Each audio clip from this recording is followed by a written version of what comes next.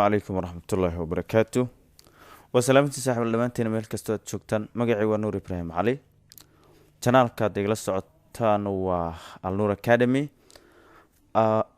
waxaan qaadanaynaa collective nouns magacyo isku dhex jiro ama isku qasan collective nouns are words for groups of people animals or things collective nouns magacyada isku qasan ama isku jirka ah are words for groups of people oo koox dad ay leeyihiin animals koox xayawaano ah or things ama shayyaal oo koox ah these are nouns for groups people and magacyadani waa magacyo dad ay leeyihiin a family qoys waa qoyska waxa kamid ah markaasi aabe iyo caruur iyo hooyo iyo ayeeyo iyo awoowe iyo way badan yihiin marka sidaas ayaa loo yiri marka collective a crew ayaa kamid ah shaqaale waa waliba crew waxa la shaqaalaha markabka ayaa la yiraahdaa soo dad badan ayay isugu jiraan oo noocyo kala duwan leh an orchestra waxa la musicians ama qoliyaha band ama kuwa musicada afka iyo gacanta iyo garaaca ayaa la yiraahdaa halka waa word fire here are some more groups of people waa dad badan magacyadooda an audience daawadayaal a band koox musicians ama koox musicada garaacda a choir la heraga dhawaaqisa waa fanaaniin a class fasal a gang waa koox tuugo ah a group koox team waa koox marka ayaguna waxa way waa collective nouns way many collective nouns can be used waxa loo isticmaali karaa with a singular or plural verb loo isticmaali karaa and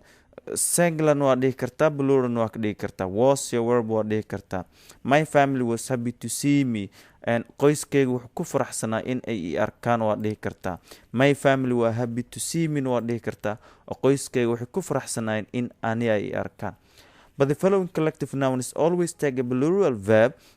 laakiin qaarkood oo kuwa soo socda kamid ah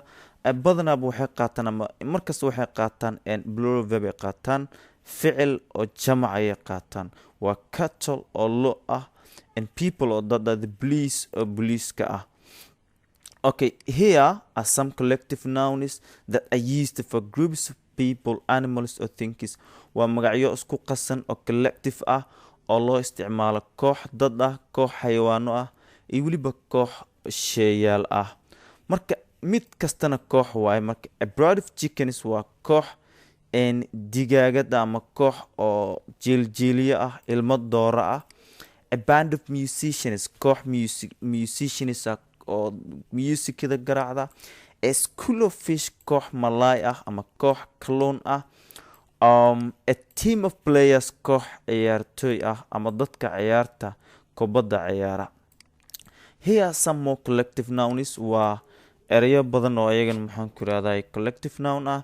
a bunch of keys and furiyaal oo badan oo koox furiyaal ah a class of people and fasal arday ah ama koox arday ah a collection of books buugaag collection ah dhowr nooc isugu jirta a deck of cards dhowr card ama dhowr kaarar tiro badan and a fleet of ships maraakiib oo maxaan ku dhahay oo ayagana aad u badan a flock of sheep and koox waxaan oo dhan horta erayadan oo boldiga oo dhan waa koox waaye marka a flock of sheep waa koox ido ah ama ido badan maxaan ku dhahaa a gaggle of geese waa koox boolo ah a gang of robbers waa koox tuugo ah and a head of cattle koox lo ah a lit of calves waa koox caruurta libaxyada oo yaryar ah a pod of whales waa koox nibiri ah a pack of wolves koox ay duur ah ama maxaan ku yirahdaa yeyda ah a bride of lions koox libaxyo ah a set of stamps koox timbarayaal ah ama stambooyin ah a swarm of bees koox shini ah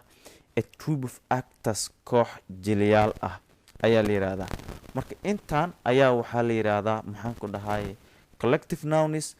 and collective nouns waxay kamid yihiin waa broad ama qayb kamid ah nounka ayaa waxaa la yiraahdaa collective nouns magacyo isku qasan waad mahadsantiin intaan kulmi doona casharkan kan xiga waxaan idinkaga tegayaa sidaas iyo nabadgelyo